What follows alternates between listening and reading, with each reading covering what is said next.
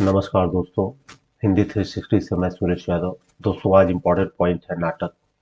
यह भी हर एग्जाम में पूछा जाता है जहां भी हिंदी से प्रश्न बनता है। तो इसमें देखिए, हिंदी का प्रथम नाटक कौन सा है? नहुस। यह गोपाल चंद्र के द्वारा लिखित है। इसके बाद देखिए, हिंदी का प्रथम दुखांत नाटक यह है प्रेम मोहिनी। कौन सा है? प्रेम मोहिनी। लाला श्रीनिवास दास के द्वारा है यह। लेकिन इनका एक और भी प्रमुख उपन्यास है जो कई बार पूछा जा चुका है, परीक्षा गुरु। इसकी रचना कब हुई थी? 1882 ईस्वी में। तो याद रखिएगा, बहुत इंपॉर्टेंट है। हिंदी के प्रथम मौलिक नाटककार कौन है? प्राणचंद्र चौहान जी हैं। कौन से हैं? प्राणचंद्र चौहान। इनका रामायण महानाटक 1610 में लिखा गया था। और गोपीनाथ तिवारी ने हिंदी का प्रथम मौलिक नाटक कहा है। किसने कहा है? कई बार ये नाम जरूर आप सब याद रखिएगा, क्योंकि कई बार ये पूछ लिया जाता है कि किसके द्वारा कहा गया है, तो गोपीनाथ तिवारी जी के द्वारा। हिंदी का प्रथम अभिनीत नाटक हिंदी का प्रथम अभिनीत नाटक यह है जानकी मंगल। कौन सा है? जानकी मंगल। शीतला प्रसाद त्रिपाठी जी के द्वारा। कौन सा है? जानकी मंगल। प्रसाद का ऐतिहासिक नाटक राजश्री की रचना कब हुई थी? 1915 में। कौन कब हुई थी? 1915 में। वैसे प्रसाद जी के सारे नाटकों को याद कर लीजिएगा, सारे इंपॉर्टेंट हैं। हिंदी की प्रथम एकांकी एक घूंट, यह किसकी रचना है? प्रसाद जी की है। किसकी है? प्रसाद जी की है। हिंदी शब्द के सर्वप्रथम प्रयोगकर्ता, हिंदी शब्द जो पहली बार प्रयोग किया गया था, किसके द्वारा किया गया था? गिल क्राइस्ट के द्वारा। किसके द्वारा? गिल क्राइस्ट के द्वारा। हिंदी के प्रथम आलोचक, हिंदी के प्रथम आलोचक का नाम रखिए बद्री नारायण चौधरी। बद्री नारायण चौधरी। इनका छोटा नाम है प्रेमघन। मतलब प्रेमघन भी लिखा है, तो आपको समझना है कि किसका नाम है? बद्री नारायण चौधरी जी का। अब प्रथम तार सप्तक का प्रकाशन प्रथम तार सप्तक का प्रकाशन कब हुआ था? देखिए, प्रकाशन वर्ष गलत है, यहाँ पे 4 होगा। कितना होगा?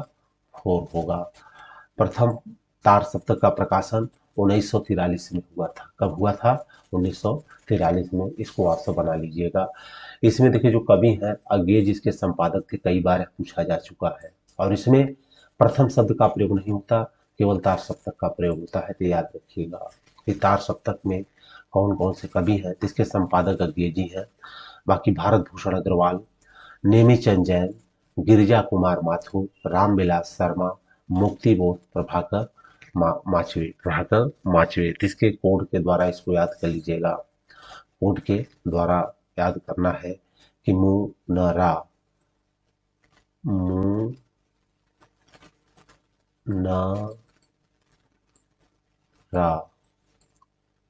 मुनरा।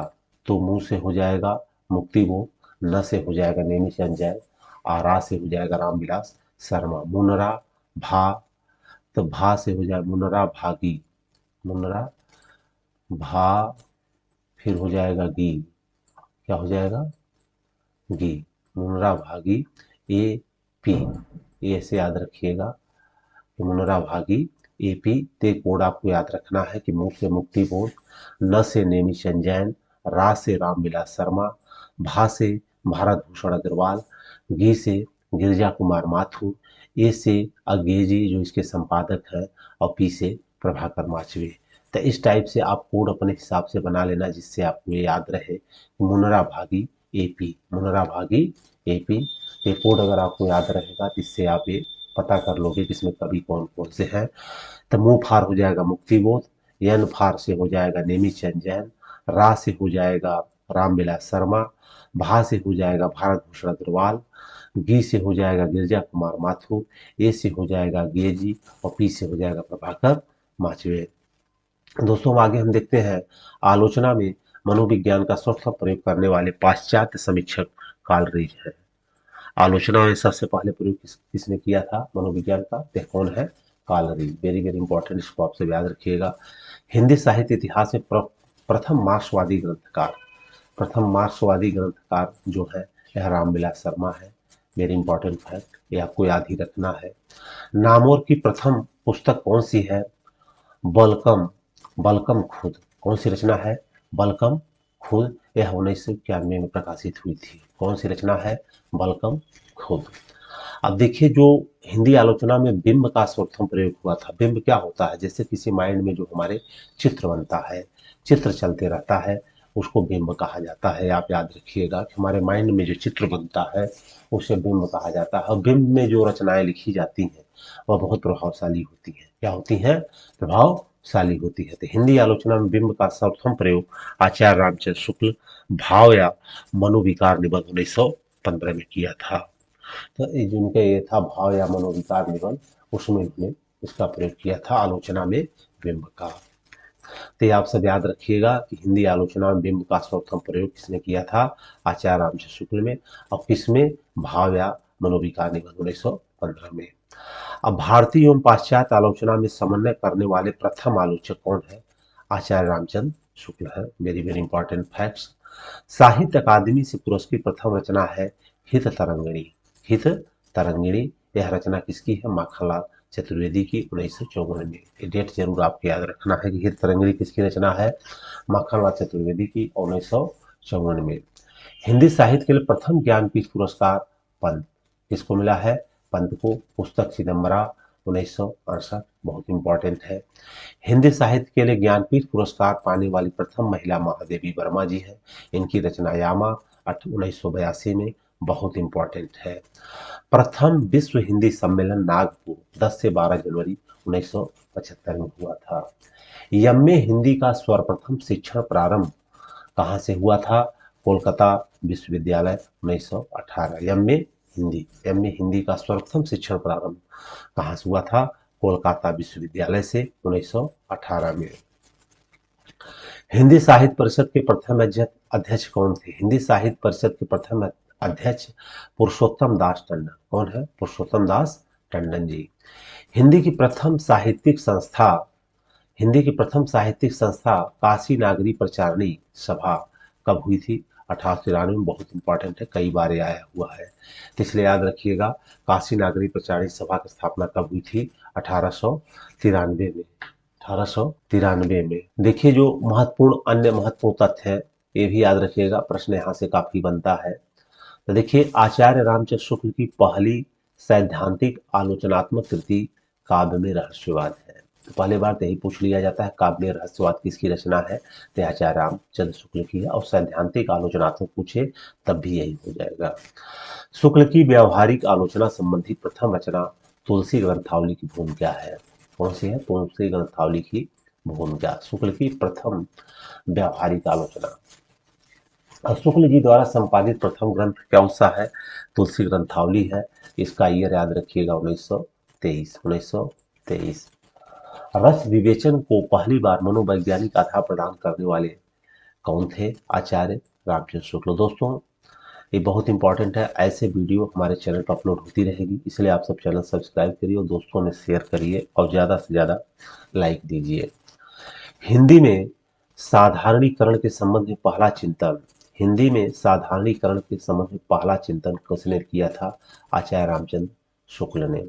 ये आपको याद रखना कि आचार्य रामचंद्र शुक्ल के कोटेशन बहुत ज्यादा एग्जाम में पूछे जाते हैं, इसलिए ज्यादा से ज्यादा इनकी कोटेशन को, इनके कथन को याद रखना है। अब देखिए साधारणीकरण का प्रथम प्रयोगकर्ता कौन है? भट्टनायक है। और इन्हीं का एक सिद्धांत है भुक्तिवाद। कौन सा है? भट्टनायक का भुक्तिवाद। ये भी याद रखिएगा। प्रयोगवाद का सर्वप्रथम प्रयोग नंद दुलारे वाजपेयी ने किया था। प्रयोगवाद का प्रयोग सबसे पहले किसने किया था? नंद दुलारे वाजपेयी ने। तार सप्तक की एकमात्र कवित्री है शकुंतला माथुर। शकुंतला माथुर कई बार पूछा जा चुका है। तार सप्तक की एकमात्र कवित्री कौन है? शकुंतला माथुर। छायावाद का प्रथम प्रतिनिधि कवि छायावाद का प्रथम प्रतिनिधि कवि सुमित्रानंदन पंत आचार्य शुक्ल के अनुसार। तो याद रखिएगा कि किसके अनुसार? आचार्य रामचंद्र शुक्ल के अनुसार छायावाद का प्रथम प्रतिनिधि सुमित्रानंदन पंत।